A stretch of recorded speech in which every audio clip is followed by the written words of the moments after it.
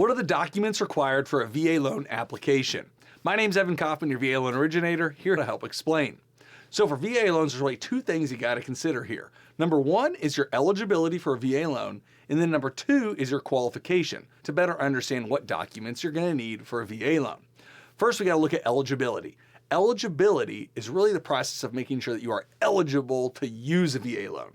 Not that you're going to necessarily close with one, but just knowing that the VA, because remember the loan isn't funded by the VA, but they give a guarantee to lenders. But to know that the VA is going to guarantee your home loan purchase, you need to find out if you're eligible. And the key thing there that you need to get is called your certificate of eligibility. We got some other good videos on that, but the basics are that is the document, typically one, sometimes 2 pages, that just outlines your eligibility for a VA loan. So if you're a veteran and you had served, that takes into account your DD 214, all that good stuff, and issues us a nice form that says you're eligible. If you're active duty, it's still going to say if you're eligible or not. And if you have any active VA loans, it's going to have those on there. It's going to tell us about what your VA funding fee charge is, all those good kind of things. If you're a veteran and have VA disability compensation, it's going to give us details on that as well. But your certificate of eligibility is the thing you need to find out if you're eligible to use a VA loan. So that's eligibility. Main document, your COE.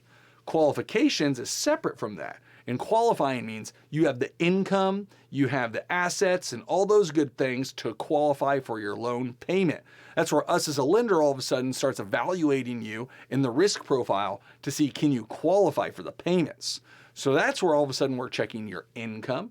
We're needing to check your credit to make sure there's no past issues and the score is in good shape. We're going to check your assets and liabilities to make sure everything's in order. And the main thing we're going to be calculating there is your debt to income ratio. That's where we're taking your total monthly debts and dividing them into your income to make sure that this new housing payment you're getting isn't ideally too much of a burden.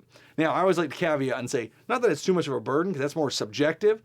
It's that it's too much of a burden based on the guidelines and the requirements that we have. Because sometimes folks can qualify for a payment that is a lot higher than I would say they really should be qualifying for. So that's a little subjective.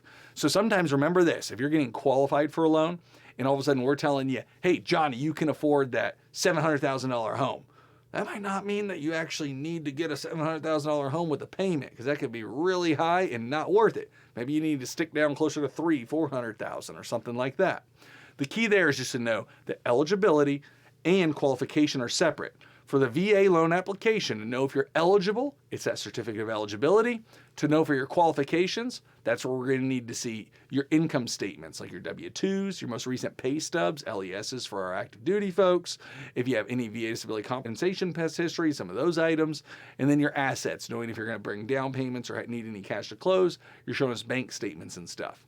So hopefully that helps give you a good idea of what you're going to need for your VA loan application. My name's Evan Kaufman. Hope this helped you go out there, win a home with a VA loan. Take care.